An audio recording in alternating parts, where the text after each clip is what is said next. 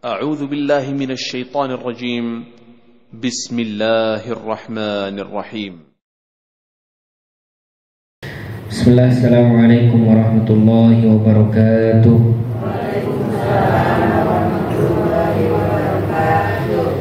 إن الحمد لله نحمده ونستعينه ونستغفره ونعوذ بالله من شرور أنفسنا ومن سيئات أعمالنا. من يهده الله فلا مضل له ومن يضلل فلا هادي له. أشهد أن لا إله إلا الله وحده لا شريك له وأشهد أن محمدا عبده ورسوله لا نبي بعده. أما بعد، قال الله تعالى في كتابه الكريم: يا أيها الذين آمنوا اتقوا الله حق تقاته ولا تموتن إلا وأنتم مسلمون. وقال تعالى: قل إن كنتم تحبون الله فاتبعوني يحببكم الله ويغفر لكم ذنوبكم. أما بعد، وقال رسول الله صلى الله عليه وسلم: كل أمتي يدخلون الجنة إلا من أبى. وقال: يا رسول الله ومن يأبى؟ قال: من أطاعني دخل الجنة ومن عصاني فقد أبى. Amma ba'd, ma'asyiral muslimin dan muslimah yang semoga dimuliakan oleh Allah Subhanahu wa taala. Dan intinya kita memuji dan bersyukur kepada Allah atas setiap nikmat yang Allah berikan kepada kita. Kita masih bisa duduk bermajlis, semoga ilmu yang kita saat ini cari diberikan keberkahan oleh Allah. Yang paling penting adalah ilmu itu bermanfaat untuk diri kita, kemudian mampu kita amalkan dan bisa dilihat oleh orang di sekitar kita. Kemudian mereka mencontoh daripada ilmu yang saat ini kita mungkin sedang amalkan, atau mungkin yang saat ini sedang kita cari, dan mereka pun mencontoh ilmu yang kita amalkan. Kemudian salawat dan salam kita berikan kepada Nabi kita, Nabi Muhammad SAW, yang mana siapa yang mentaatinya, dia sedang mentaati Allah Subhanahu wa taala. Dan siapa yang taat kepadanya, maka dia mendapatkan rahmat dari Allah Subhanahu wa taala. Seorang nabi yang mengajarkan kepada kita ajaran Islam, sehingga kita datang ke majlis atau ke mushola atau ke masjid semata-mata mengikuti ajaran Nabi SAW, bukan ajaran yang lain. Kalau seandainya kita mengikuti ajaran yang lain, mungkin kumpulnya kita bukan di mushola, mungkin kumpulnya kita bukan di masjid, mungkin kumpulnya kita bukan di majelis ilmu, tapi mungkin di tempat-tempat yang lain. Maka kita bersyukur kepada Allah Subhanahu wa taala, diutus Nabi, kita mampu menerimanya sekalipun kita tak berjumpa dengan Nabi SAW. Dan insya Allah materi kita pada malam hari ini, kita akan membahas salah satu di antara hadis Rasulullah SAW tentang adab kepada Nabi SAW. Ya. Karena kemarin kita sudah bahas dalam satu hadis Rasulullah SAW pernah bersabda, apa? Ittaqillaha haitsuma kunta. Bertakwalah kamu kepada Allah dimanapun kamu berada. Para ulama hadis mengatakan, ya, hadis ini berkaitan tentang adab kita kepada Allah dimanapun kita berada, baik itu di rumah kita, atau di masjid, atau di mushola, atau di majelis ilmu, atau di tempat kerja, atau dimanapun kita beradab kepada Allah dengan bertakwa kepada Allah. Bagian daripada adab kepada Allah yaitu bertakwa. Takwa itu artinya membentengi diri kita dengan kemaksiatan, sehingga kita tak melakukan kemaksiatan tersebut. Membentengi diri kita dengan larangan Allah, sehingga kita tidak mendatangi larangan tersebut. Itu salah satu di antara adab kepada Allah, yaitu dengan kita bertakwa dimanapun kita berada. Banyak adab-adab kepada Allah yang mungkin sudah kita bahas. Kalau lupa, ibu-ibu lupa, ya. Kalau lupa boleh dibuka di channel YouTube yang sudah diupload. Kalau lupa, buka lagi di situ, nanti adab kepada Allah Subhanahu wa taala. Kemudian hadis selanjutnya, atau lafaz hadis selanjutnya, kata Allah: wa atbi'is sayyi'atal hasanata tamhuha. Kemudian ikutilah keburukan yang kita lakukan, ya, dengan kebaikan, sehingga kebaikan itu bisa menghapuskan kesalahan. Jadi ini adab yang kedua, kata para ulama hadis. Ini tentang adab diri kita terhadap diri kita. Maka ini adab kepada diri sendiri. Kalau kita maksiat, maka jangan tinggalkan kebaikan. Kita melakukan maksiat, lakukan kebaikan, sehingga kebaikan itu bisa menggugurkan apa? Maksiat atau dosa maksiat kita. Salah satu di antara cara untuk kita mendapatkan ampunan dari Allah atau digugurkannya kesalahan kita, yaitu salah satu di antaranya sedekah. Ya, itu salah satu di antara perkara yang bisa menghilangkan murkanya Allah Subhanahu wa taala. As-shadaqatu tudfi'u ghadab rabbi. Sesungguhnya sedekah itu bisa menghapuskan kemurkaannya Allah Subhanahu wa taala, Rabb kalian. Ya, tudfi'u ghadab rabbika. Sesungguhnya kemurkaan atau sedekah itu bisa menghilangkan murkanya Allah Subhanahu wa taala. Kemudian lafaz hadis yang selanjutnya apa? Wa khaliqin nas bi khuluqin hasanin. Kemudian apa? Kemudian kita muamalah dengan manusia ya dengan akhlak yang mulia. Maka salah satu di antara akhlak kepada manusia yang harus kita utamakan akhlak kepada siapa? Beradab kepada siapa? Kepada Rasul sallallahu alaihi wasallam. Di antara keluarga kita, ya dengan Rasul, maka Rasullah yang harus kita utamakan. Jadi sebelum kita ke keluarga, Rasul dulu yang harus kita beradab kepada. Ya, karena Rasul mengatakan, ya, sesungguhnya tidak sempurna seseorang sampai aku lebih dicintai hatta akuna ahabba ilaihi. Tidak sempurna iman seseorang sampai aku lebih dicintai min walidihi wa waladihi wan nasi ajma'in. Ya, sampai aku lebih dicintai daripada orang tuanya, daripada anaknya atau manusia pada umumnya. Maka aku harus diutamakan. Maka kata para ulama, inilah dalil bahwasanya supaya kita beradab pertama kali ke manusia, yaitu Rasul sallallahu alaihi wasallam. Barulah nanti setelah Rasul kita beradab kepada siapa? Kedua orang tua. Di antara kedua orang tua, siapa yang harus kita utamakan? Ibu. Ya, maka keutamaan ibu luar biasa. Maka jangan sampai ibu-ibu iri, Pak Ustadz, kenapa sih harus bapak-bapak lagi, bapak-bapak lagi? Kita diperintahkan taat kepada suami terus, padahal suami kita gini-gini gitu loh. Ya, kenapa harus suami terus? Ya, itulah memang perintah Allah dan Rasulnya. Tapi ternyata ibu-ibu jangan khawatir. Anak ibu, ya, kalau misalkan banyak, maka mereka semua diperintahkan taat. Ya, pertama kali kepada ibu, ummuka. Ya, kita ibu-ibu hanya taat kepada satu laki-laki. Laki-laki hanya ditaati oleh satu perempuan. Ya. Tapi perempuan ditaati oleh anak-anaknya, baik laki-laki ataupun perempuan. Iri enggak ibu-ibu kepada suami? Enggak ya?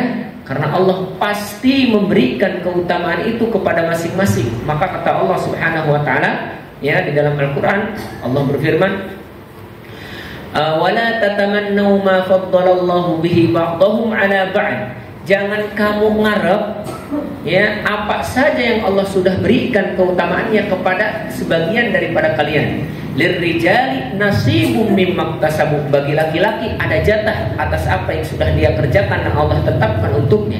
Dan walin nisa'i nasibum mimma iktasabat. Dan bagi perempuan juga sudah ada jatahnya yang dia sudah tetapkan untuk mereka para perempuan. Jadi Allah sudah menetapkannya dan mereka mengusahakannya sudah. Nggak usah iri satu sama lain, karena pasti di situ ada keutamaan yang sudah Allah ciptakan untuk masing-masing laki-laki ataupun perempuan. Nah, setelah kepada kedua orang tua, siapa orang yang harus kita berakhlak selanjutnya? Siapa? Beradab kita kepadanya. Saudara. Diri sendiri udah tadi. Para ini. Ya, kepada saudara kita. Namanya apa? Hak saudara. Hak saudara. Ini saudara bukan saudara muslim, tapi saudara rahim. Itu yang harus kita berikan haknya. Setelah saudara, keluarga sudah beres, kemana? Tetangga. Yang paling utama yang dekat dengan rumah kita harus berakhlak kepadanya. Insya Allah satu persatu kita bahas di bagian daripada adab. Barulah nanti kita berakhlak kepada apa? Kepada sama muslim pada umumnya. Maka disebut adabul ikhwah. Bagaimana kita beradab kepada saudara kita pada umumnya sesama muslim. Insya Allah satu persatu kita bahas. Nah, kita sekarang masuk ke pembahasan tentang adab ya diri kita kepada manusia atau akhlak kita kepada manusia, dan manusia yang pertama kali harus kita hadapi dan akhlaki yaitu Rasul Shallallahu Alaihi Wasallam. Sekalipun Rasul kita belum atau kita belum berjumpa dengan Rasul, maka ini yang harus kita perhatikan, yaitu adabu ma'an Nabi Sallallahu Alaihi Wasallam. Bagaimana kita beradab kepada Nabi Sallallahu Alaihi Wasallam, ya. Maka yang pertama, yumkinu an nujizul adabu ma'an Nabi Sallallahu Alaihi Wasallam, ya, fil umuri taliyah. Mungkin kita akan memperingkas bagaimana adab kepada Allah Subhanahu wa taala dengan beberapa perkara. Salah satu di antaranya yaitu al-inqiyadu at-tammu wa ta'atu al-mutlaqah, ya, lin Nabi sallallahu alaihi wasallam. Adab yang pertama kepada Nabi sallallahu alaihi wasallam yaitu inqiyadu tam, tunduk secara sempurna tanpa syarat, ya. Kemudian taat mutlak, enggak tapi-tapian, enggak ada syaratnya, enggak. Jadi kalau Allah Subhanahu wa taala memerintahkan kita taat kepada Rasul, maka taati, jangan tapi-tapian. Kata Rasul, kerjakan ini, kerjakan itu, jangan wih, jangan. Ya, tunduk kita kepada perintah Nabi sallallahu alaihi wasallam, karena perintah Nabi itu pun bagian daripada perintah Allah. Dan taat mutlak, beda dengan siapa? Beda dengan kita taat kepada bos kita. Enggak harus mutlak, enggak harus tunduk patuh. Selama terikat kita, selama dia bos kita, kita turuti, dan kalau tidak memerintahkan kepada kemaksiatan. Tapi kalau misalkan bukan bos kita, nggak harus kita taat kepada pemerintahan kita atau kepada pemimpin kita. Kita dianjurkan untuk taat selama dia memimpin kita, tapi nggak mutlak. Kalau dia sudah tidak memimpin kita, ya tidak ada ketaatan yang mutlak. Maka ketaatan yang mutlak kepada Allah dan Rasulnya, karena salah satu di antara taat kepada Allah, kepada Rasul, itu pun termasuk taat kepada Allah Subhanahu wa ta'ala. Maka adab yang pertama, tunduk dan patuh kepada Rasul tanpa tapi dan tanpa syarat. Kenapa? Karena perintah Rasul itu pun bagian daripada perintah Allah. Apa dalilnya? Allah Subhanahu wa ta'ala berfirman, man yuti'ir rasula faqad atau Allah, siapa yang taat kepada Rasul, pada hakikatnya dia telah taat kepada Allah. Jadi ternyata taat kepada Allah itu merupakan, atau caranya yaitu taat kepada Rasul. Ini bantahan bagi orang-orang yang katanya ingkarus sunnah, mengingkari sunnah. Kenapa? Karena terkadang ada orang yang tak mau mengambil hadis, mereka hanya mau mengambil Al-Quran. Maka mereka tak mau mengambil hadis. Maka disebutnya ada kelompok yang mengatakan ingkarus sunnah, ada yang mengatakan ihya'us sunnah. Kalau ihya'us sunnah itu menghidupkan sunnah, lawannya ingkarus sunnah, mengingkari sunnah. Maka dibantah oleh para ulama, termasuk Ibnu Mas'ud ketika melihat orang-orang yang tak mau menggunakan sunnah. Dibantah oleh Ibnu Mas'ud, kenapa engkau tak mengambil apa yang diperintahkan oleh Nabi? Karena aku tak mendapatinya di Al-Quran. Bukankah Allah berfirman, man yuti'ir rasula faqad ata Allah? Bukankah orang yang taat kepada Rasul termasuk taat kepada Allah? Kemudian Allah juga berfirman, wa ma atakumur rasul fakhudhuhu wa ma nahakum anhu fantahu. Apa yang diperintahkan oleh Allah, Rasul ambil. Ini perintah Allah, bukan? Perintah Allah. Allah memerintahkan, hei manusia muslim, apa yang diperintahkan Rasulmu ambil. Wa ma nahakum anhu fantahu. Apa yang dilarang tinggalkan. Maka di sini dalil sunnah merupakan dalil untuk kita pakai. Karena ada sebagian orang di zaman para salafus saleh, ketika mereka sedang berhaji dan umrah, mereka tidak pakai pakaian umrah. Mereka pakai pakaian, menurut mereka pakai pakaian apa? Biasa, tidak pakai pakaian umroh yang rida, yang dibelikan saja. Mereka pakainya jubah atau gamis seperti biasa. Dikatakan, kenapa kamu pakai ini? Ya, kemudian apa? Kata beliau, aku tak mendapatkannya di dalam Al-Quran. Mana larangannya dari Allah Subhanahu Wa Taala? Ya, kemudian apa kata beliau? Bukankah termasuk taat kepada Rasul, kepada Allah adalah taat kepada Rasul. Bukankah Rasulmu melarang untuk memakai pakaian ini kecuali pakaian yang sudah ditetapkan ketika umrah dan haji?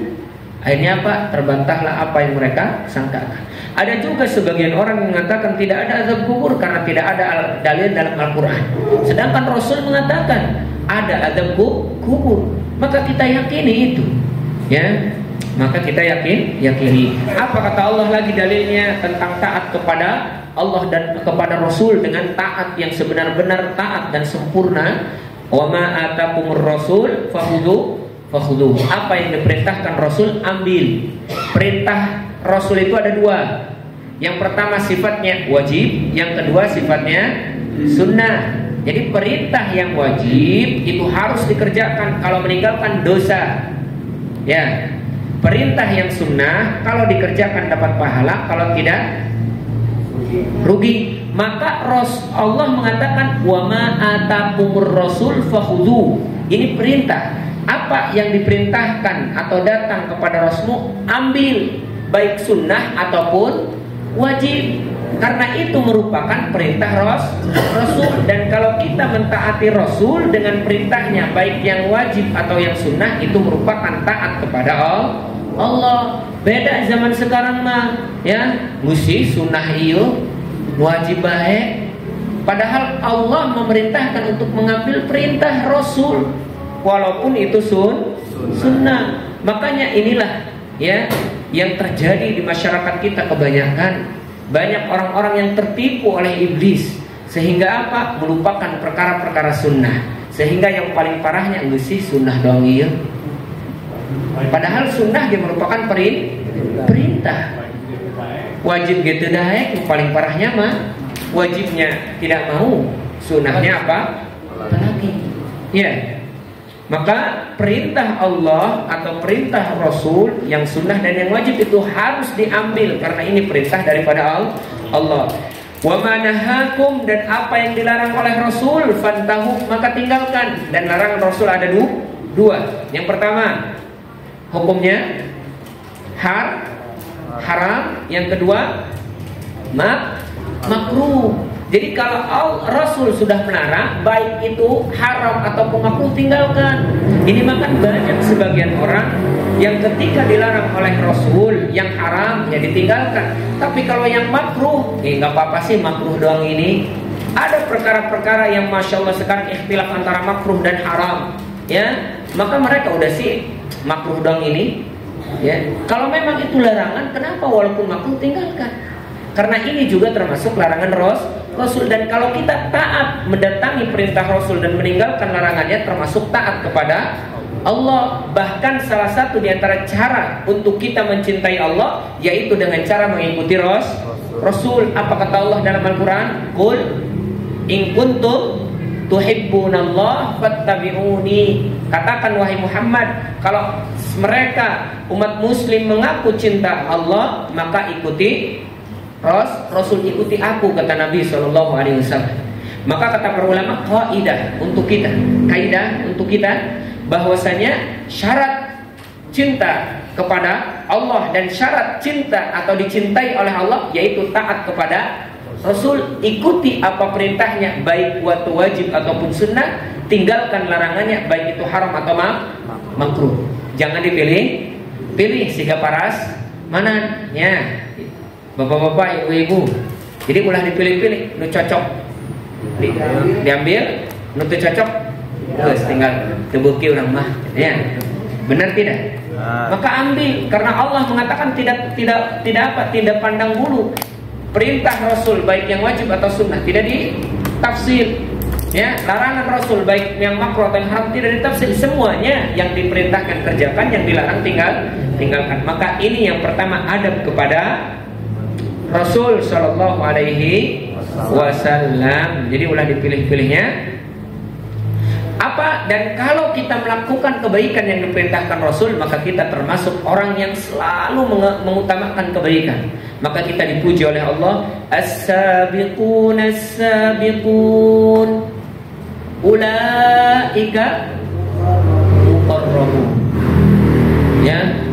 Jadi orang yang selalu menyegerakan kebaikan yang diperintahkan oleh Allah dan Rasulnya, maka mereka ini orang yang as-sabiqun as-sabiqun, yang selalu bersegera. Dan mereka nanti didekatkan oleh Allah kepada surganya dan nanti berjumpa dengan Allah Subhanahu wa ta'ala. Amin ya rabbal alamin. Ya. Kemudian yang kedua, adab kepada Rasul sallallahu alaihi wasallam, yaitu tasdiqun nabi sallallahu alaihi wasallam fima akhbara bihi. Adab kepada Rasul sallallahu alaihi wasallam yang kedua, yaitu kita mempercayai mutlak apa yang disampaikan oleh Nabi sallallahu alaihi wasallam. Baik itu perkara yang masuk ke akal kita ataupun yang enggak masuk ke akal kita. Baik itu perkara yang zahir atau perkara yang gaib, wajib kita yakini dan kita imani. Wajib kita benarkan. Gak boleh tapi benar juga ya, ada azab kubur katanya. Ya. Kemudian ngotot?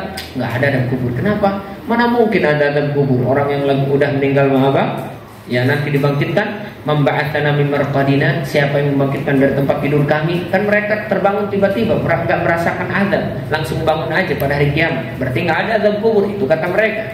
Ya, tapi kita Nabi yang mengatakan ada azab kubur. Bagaimana caranya bertanya tentang itu? Gak usah, karena ini perkara gaib, gak usah kita tanya. Ada juga apa yang disampaikan oleh Nabi tentang Isra wal Mi'raj. Sesungguhnya Nabi SAW Isra, ya, satu malam dari mana? Dari Masjidil Haram ila Masjidil Aqsa, ke Palestina. Dari Palestina ke Sidratil Muntaha, berjumpa dengan Allah. Masuk akal tidak? Perkara gaib bukan? Perkara gaib. Maka wajib kita benarkan. Ini termasuk adab kepada Nabi SAW. Dan salah satu diantara perkara yang harus kita benarkan, contoh yang lainnya, ya, ketika Nabi SAW mengatakan, sesungguhnya nanti pada hari kiamat yuja'u bil mauti ka'amsali kamshin. Sesungguhnya nanti pada hari kiamat akan didatangkan kematian yang dirupakan seperti kambing. Jadi kematian itu kematian yang kita nggak tahu kematian seperti apa. Di akhirat antara surga dan neraka, kepada penduduk surga dan neraka diciptakan oleh Allah dengan wujud seperti kambing. Ya, kemudian disembelih kambing itu atau kematian tersebut yang diserupakan oleh kambing. Kemudian kata Rasul, khuludun li ahlil jannah ya ahlil jannah khuludun fala maut. Wahai penduduk surga, mati tanpa ada kekal, tidak ada kematian. Kepada penduduk neraka, ya ahlan nar khuludun fala maut. Wahai penduduk neraka, kamu kekal, tidak akan ada kematian. Kenapa? Karena kematian sudah disembelih. Kita pasti kumaha kematian dibentuk diserupakan diserupakan kambing. Akal kita sampai atau tidak? Tidak. Akhirnya kalau orang yang tidak beriman dan tak beradab kepada Allah atau bertanya-tanya kemana-mana mentakwilkan, ya kita imani sudah. Karena akal kita kenapa tidak sampai ke situ? Dan akal kita pun tak sampai bagaimana gambaran surga. Karena ini nanti perkaranya perkara gaib, maka wajib kita imani. Kemudian ketika Rasul SAW mengatakan bahwasanya kalau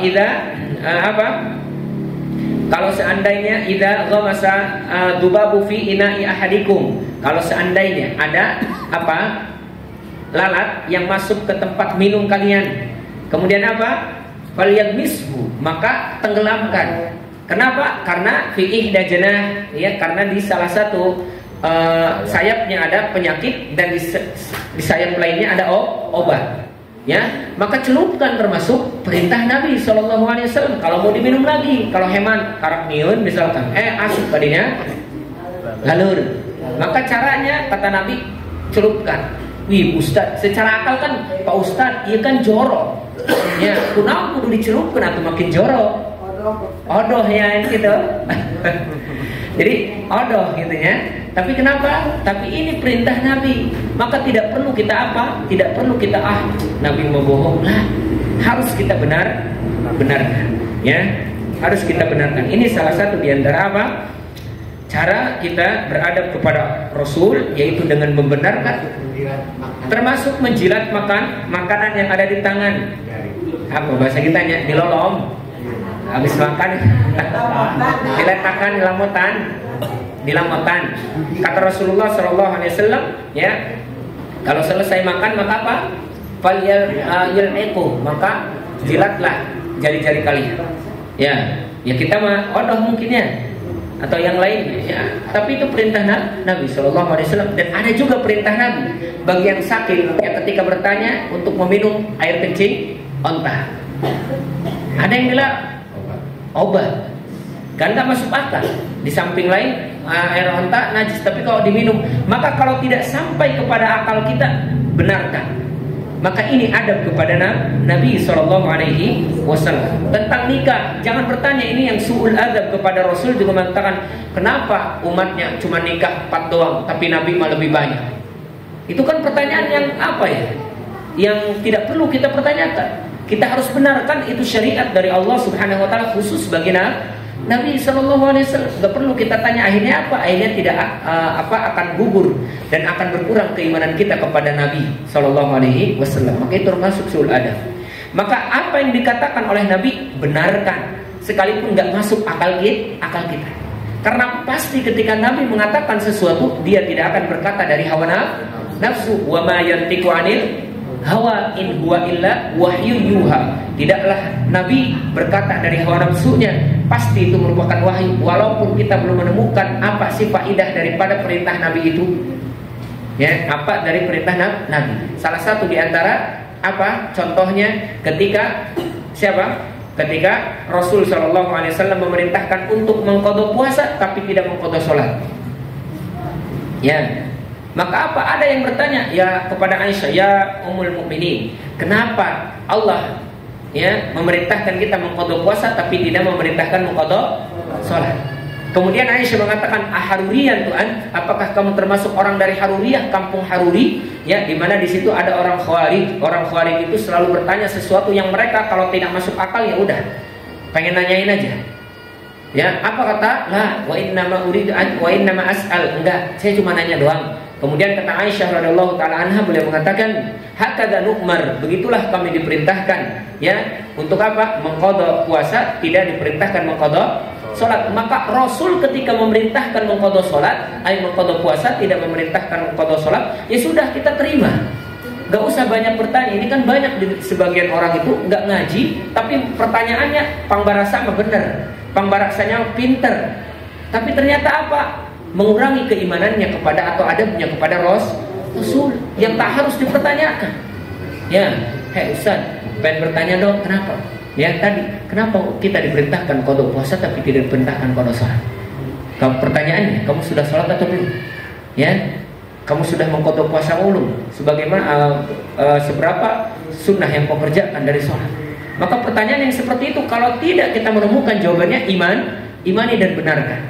Ya, karena tidak semua perintah Nabi itu ada hikmahnya yang kita ketahui. Tak yang tahu-tahu, yang jahil menjahil terhadap hikmah perintah Nabi Shallallahu Alaihi Wasallam.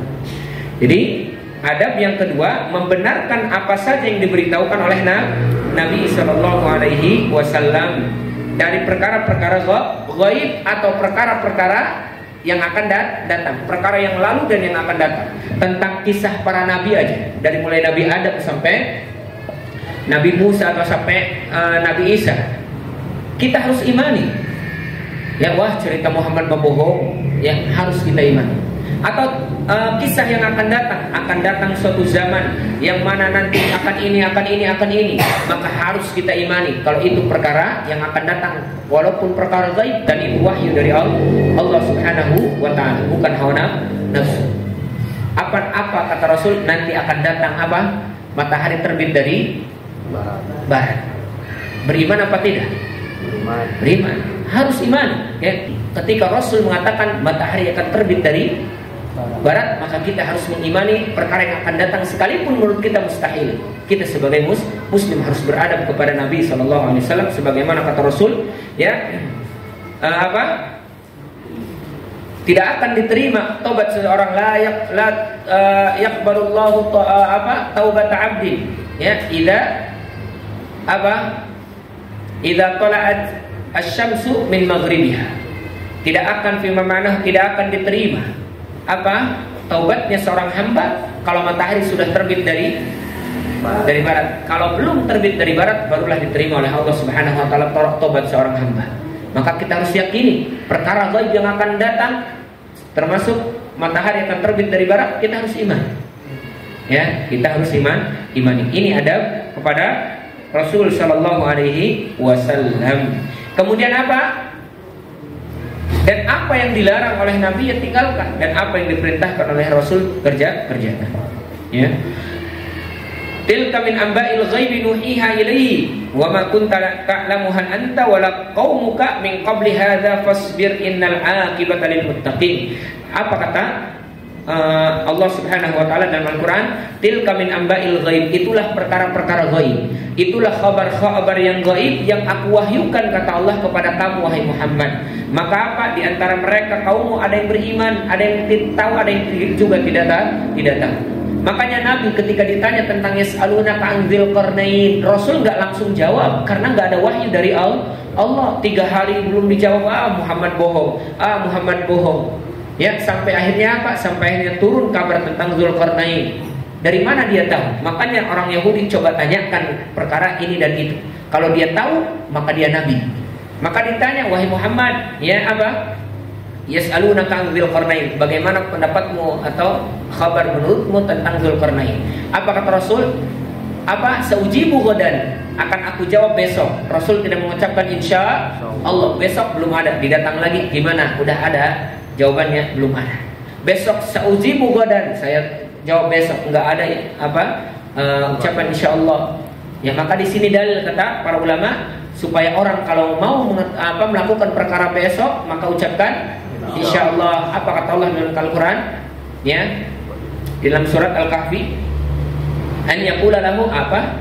Wala taqulanna li syai'in inni fa'ilun dzalika ghada. Jangan katakan sesuatu saya akan mengerjakannya besok illa ayyasha Allah, kecuali atas kehendak Allah. Maka katakan insya Allah. Maka akhirnya beberapa hari belum ada jawaban, sampai akhirnya ada jawaban dari Allah Subhanahu wa taala. Di sini hikmah untuk mengajarkan kepada kita semua, kalau kita mau melakukan sesuatu perkara besok, maka ucapkan insya Allah. Wis tenang, datang besok janji. Maka insya Allah jangan besok orang ya ayah musibah terjadi, ayah urusan. Astagfirullah, cenang sejanya dikali jaga isu hampura ya yang kabar dadakan kayak gitu. Coba ngomong insya Allah. Ya, jadi terjadi hutang. Maka saya janji insya Allah. Ya, tapi insya Allah orang beda. Hari insya Allah orang Muslim yang hakiki mah insya Allah akan dia kerjakan. Maksudnya apa? Dia kembalikan kepada kehendak Allah, tapi benar ada niat dia mau mengerjakan. Hari orang mah insya Allah dipakai ulin, lain dek kerjakan. Ya, lain dek ngagawean, insya Allah lah di orang mah. Oke, datang, insya Allah hari ini niatnya mau datang. Ya, dan orang mulai gitu. Masya Allah. Ya, supaya percaya doang. Ya. Dek bayar hutang, jeung isuk insyaallah areng lenek bayar. Ya. Eta doa ya, untuk menguatkan dong percaya. Tapi orang muslim hakiki insyaallah eta benar-benar dia kerjakan, dia gunakan insyaallah. Karena apa? Pekerjaan besok belum tentu dia mendapatkan kalau bukan kehendak Allah. Ya. Kaum muslimin dan muslimah yang semoga dimuliakan oleh Allah Subhanahu wa taala. Kemudian adab yang selanjutnya keberahaya katilu tak kopat katilu ibu ittiba'un Nabi sallallahu alaihi wasallam fi jami' aqwali wa af'al, mengikuti Nabi sallallahu alaihi wasallam baik ucapan atau perbuatan. Ucapan Nabi Masya Allah lembut sekali. Innaka la'ala khuluqin azim, wahai Muhammad, sungguhnya engkau berada di atas akhlak yang mulia. Tidaklah ucapan Nabi kecuali apa? Kecuali lembut, baik. Menjadikan orang-orang kafir pun terkesima dengan ucapannya. Ya, kalau tidak ada kedengkian dalam hatinya. Kalau orang yang mau mendengarkan ucapannya pasti terkesima. Bahkan Anas bin Malik radhiyallahu taala tinggal 10 tahun bersama Rasul, maka dia tidak pernah mengatakan kerjakan ia kunan kitu.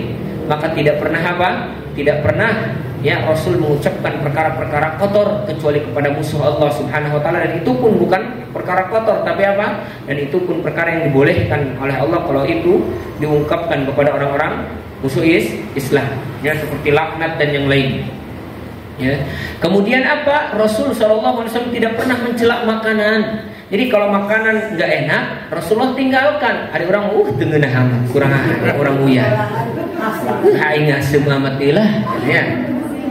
Ucapan kita terkadang apa?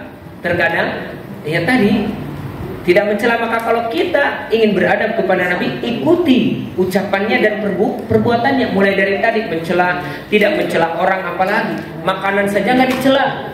Ya, kenapa? Kata Rasulullah SAW, kata para sahabat, sesungguhnya Rasul itu kalau dia makan ini istahal fa'akalah wa ini karihat tarokah.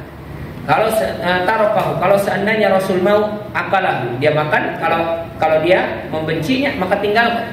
Kalau kita mah apa? Dahar anak hayang nanya ke ya ayah, dahar kideui ya, dahar sangu deui ya. Sabari di dahar paling parah. Geus mencela makanan sabari di dahar. Dan kita mah tidak terlepas dari mencela makanan, baik saya ataupun ibu-ibu ataupun bapak-bapak. Terkadang tak terasa. Ya asem amatnya. Terasa tidak? Keceplosan ya. Padahal kalau nggak suka ya sudah dimakan. Nggak cocok dengan lidah kita, asam, tinggalkan. Sebagaimana Nabi SAW ketika apa? Ketika disuguhkan bayawak gurun. Ya, ketika disuguhkan oleh Khalid bin Walid, tafadhal ya Rasulullah. Kemudian Rasulullah tidak memakannya. Kemudian kata Khalid, ya Rasulullah, haramun hadza? Apakah ini haram? Apa halal? Kemudian kata Rasulullah SAW apa? Dia mengatakan, ya, dia tidak mengatakan dengenah tamak, tebuki urang mah. Lah. Tapi apa dia mengatakan? Ya, sesungguhnya aku belum mendapatkan di kaumku makanan yang seperti ini, maka aku meninggalkannya. Ucapan yang indah dan bagus. Hari kita mah daharan yang di tempat orang mah. Ya, telah tentu tengenah tebuki urang mah tengenah tamak. Masyaallah. Makan setiap hari sangu deui. Tapi hentenya ada sangu mah ya. Tidak protesnya. Ya, ikan asin lagi. Pokoknya Masya Allah, kita mah terkadang tanpa kita sadari lisan kita mencela makanan. Maka kalau kita ingin beradab kepada Nabi, salah satunya ikuti ucapan Nabi dan perbuatan Nabi. Ucapan Nabi salah satunya dia tidak pernah berhenti lisannya berzikir kepada Allah. Subhanallah, alhamdulillah, wa la ilaha illallah, Allahu akbar. Kemudian ketika berjumpa dengan saudaranya dia selalu ucapkan assalamualaikum. Ya, ketika dia bertutur katanya yang baik, sehingga kata Rasul, man kana yu'minu billahi wal yawmil akhir falyaqul khairan aw liyasmut. Siapa yang beriman kepada Allah dan hari akhir, maka ucapkanlah ucapan yang baik, termasuk ucapan Nabi. Perbuatannya diikuti. Apa saja perbuatan Nabi, maka ikuti. Berjenggot, kalaupun itu sunnah, memang pendapat orang ikuti kalau itu perbuatan Nabi sallallahu alaihi wasallam. Ya, salat sunnahnya kerjakan. Kalaupun itu apa? Kalaupun itu sunnah. Apalagi perbuatan Nabi yang kira-kira mampu kita kerjakan. Jangan apa? Jangan ditinggalkan. Apa yang mampu kita kerjakan? Salah satu di antara adabnya, minimal kalau kita belum bisa mengerjakannya, jangan sampai mencelanya. Karena kalau kita mencela termasuk su'ul adab kepada Nabi SAW, dan itu termasuk kekufuran. Bahkan seorang ulama menulis kitab, siapa yang mencela bagian daripada sunnah Nabi, maka kufur. Maka dia telah kufur, naudzubillah. Ya. Masyaallah muslimin dan muslimah yang semoga dimuliakan oleh Allah Subhanahu wa taala. Apa kata Allah Subhanahu wa taala?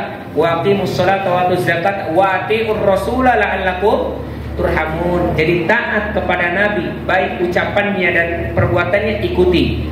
Bahkan kata para ulama tafsir, mereka mengatakan dengan dalil ini atau mengatakan dengan ayat ini bahwasanya cara untuk memperoleh rahmat dari Allah, kasih sayang dari Allah, yaitu dengan cara taat kepada Rasul sallallahu alaihi wasallam. Bahkan Rasul mengatakan, "Shallu kama ra'aitumuni usolli." Salatlah kamu sebagaimana aku salat. Itu juga bagian daripada kita mengikuti pekerjaan Nabi. Jangan sakahayang, istilah orang salat sakahayang. Enggak. Ya, kita enggak mampu berdiri, Allah ajarkan bagaimana salat duduk. Kita tak mampu duduk, Allah ajarkan dan Rasul ajarkan bagaimana kita sholat berbaring. Ya, bagi perempuan diajarkan, bagi laki diajarkan. Kemudian kata Rasulullah dalam riwayat yang lain, "Lita'khudhu manasikakum," aku ajarkan kalian cara bermanasik. Maka ambillah manasik dari unggah sekahayang manehnya. ya enggak semau dirinya. Jadi manasik gimana dia aja. Kan ada sebagian kaum muslimin yang manasik, gimana dia ramean. Ya ketika sa'i rame, rame. Ada yang menyanyikan syair yang bukan bagian daripada manasik. Itu kan namanya enggak mengikuti Nabi, kahayang maneh. Ya, mau maneh. Padahal Rasul mengatakan litakhudu anni manasikakum. Kalian apa litakhudu manasikakum? Ambillah manasik dari fa inni la adri la alli la ahujju ba'da hajjati hada. Karena aku tidak tahu apakah aku bisa berhaji lagi setelah hajiku ini. Ini ketika haji wada. Ketika Rasulullah sudah mendekati ajalnya. Ambil manasik dari, maksudnya jangan membuat perkara baru. Ini yang sudah aku ajarkan. Sampai sekarang ada aja yang membuat perkara baru dalam manasik, ya. Maka ini salah satu di antara apa? Di antara adab kepada Rasul sallallahu alaihi wasallam yang terakhir, bukan terakhir sih, hanya saja sebagai penutup. Ijtinabu ma naha anhu an-nabiy sallallahu alaihi wasallam wa jazar. Menjauhi ijtinabu ma naha anhu an-nabiy wa zajar. Menjauhi apa yang dilarang oleh Nabi dan apa yang dicela oleh Nabi. Apa yang dicela oleh Nabi, dilaknat oleh Nabi, itu pun dilaknat oleh Allah. La'anallahu hada wa hada. Allah la'anar Rasul sallallahu alaihi wasallam. La'anan Nabi melaknat ini dan itu. Kalau Nabi melaknat, berarti itu pun dilaknat oleh Allah. Karena apa yang diperintahkan itu perintah dari Allah, dan apa yang dilaknat itu pun dilaknat dari Allah Subhanahu wa taala. Ya, ada sesungguhnya Nabi melaknat perempuan penato. Berarti kalau Rasul melaknat, Allah pun melaknat. Ya. Kemudian kita harus menghindari dan menjauhkan apa yang dilarang oleh Nabi Shallallahu Alaihi Wasallam, dan jangan membantah dan membangkang. Nggak apa-apa sih, ya sedikit doang atau yang lain. Maka apa kata Allah Subhanahu Wa Taala? Wa may yushaqiqir rasula min ba'di ma tabayyana lahul huda. Siapa yang menentang Rasul setelah datang penjelasan atau petunjuk, wa yattabi' ghairi sabilil mu'minin, dan mereka mengikuti jalan bukan jalan orang-orang mukmin, nuwallihi ma tawalla wa nuslihi jahannam, maka kami akan condongkan dan palingkan dia, ya, dan kami akan masukkan dia ke dalam jahannam, wa sa'at masira, dan itu seburuk-buruk tempat kembali. Nauzubillahi min dzalik. Dan orang yang menyelisihi Nabi, tidak mengikuti Nabi, yang menentang larangan Nabi, menjalankan segala larangan Nabi, maka sesungguhnya Allah Subhanahu wa taala akan mendatangkan fitnah, ujian yang besar, dan akan memberikan adab kepada dia, adab yang pedih. Apa kata Allah dalam Al-Qur'an? "Falyahdharil ladzina yukhalifuna an amrihi an tusibahum fitnah aw yusibahum adzabun alim." Ya, maka berhati-hatilah bagi orang-orang yang menyelisihi perintah nabinya atau perintah Rasul, sunnah, bahwasanya dia akan ditimpa oleh Allah Subhanahu wa taala fitnah atau ujian, dan akan diberikan adab oleh Allah Subhanahu wa taala, adab yang pedih. Hati-hati, ya, adab di dunia ataupun di akhirat, ujian di dunia ataupun di akhirat. Maka hati-hati, ya. Maka kata Rasul tadi, setiap umatku masuk surga kecuali yang enggak mau. Siapa yang enggak mau ya Rasulullah? Siapa yang mau dan siapa yang enggak mau? Yang mau itu yang taat kepadaku. Dan yang enggak mau itu yang maksiat kepada apa yang aku perintahkan, dia kerja, tinggalkan. Apa yang aku larang malah dia kerja. Maka ini orang yang enggak mau masuk surga. Maka termasuk adab kepada Nabi, yaitu apa? Meninggalkan apa saja yang dilarang oleh Nabi dan apa yang dicela oleh Nabi. Jadi Nabi kalau mencela, tinggalkan. Ini makan mentang-mentang nggak ada kalimat haram, cuma dicela oleh Nabi, dikatakan makruh, nggak dikerjakan, dipermasalahkan, ya. Ya, waliyadzubillah. Ya, banyak rata-rata di antara kaum muslimin yang apa yang dilarang oleh Nabi, baik itu haram ataupun makruh, ya, masih banyak yang mengerjakannya belum bisa meninggalkannya. Ya, terutama yang makruh. Terutama yang makruh. Ya. Kaum muslimin dan muslimah yang semoga dimuliakan oleh Allah Subhanahu wa taala. Insyaallah nanti kita lanjutkan pembahasan kita pertemuan yang selanjutnya, karena sudah habis waktunya. Itu saja mungkin salah satu di antara adab, ya, mungkin perkara-perkara atau secara ringkasnya adab kita kepada Rasul Shallallahu Alaihi Wasallam. Intinya kita taati Rasul, maka itu termasuk taat kepada Allah. Dan cara mendapatkan rahmat kasih sayang dari Allah yaitu dengan mentaati Rasul, karena Allah Subhanahu Wa Taala berfirman, "May yuti'ir rasula atii'ur rasul la'allakum turhamun. Taatilah Rasul ya, semoga kalian dirahmati oleh Allah Subhanahu wa taala. Itu saja mungkin pembahasan kita pada malam hari ini. Semoga Allah Subhanahu wa taala menjadikan kita umat yang mengikuti Nabi sallallahu alaihi wasallam dan meninggalkan setiap larangan yang dilarang oleh Nabi sallallahu alaihi wasallam, dan kita dikumpulkan ya bersama para nabiyyin, kemudian wasiddiqin wasyuhada wassolihin di surga Firdausil A'la. Amin ya rabbal alamin ya. Dan kita tidak lupa mendoakan kepada saudara-saudara kita yang mungkin saat ini sudah mendahului kita dan meninggalkan kita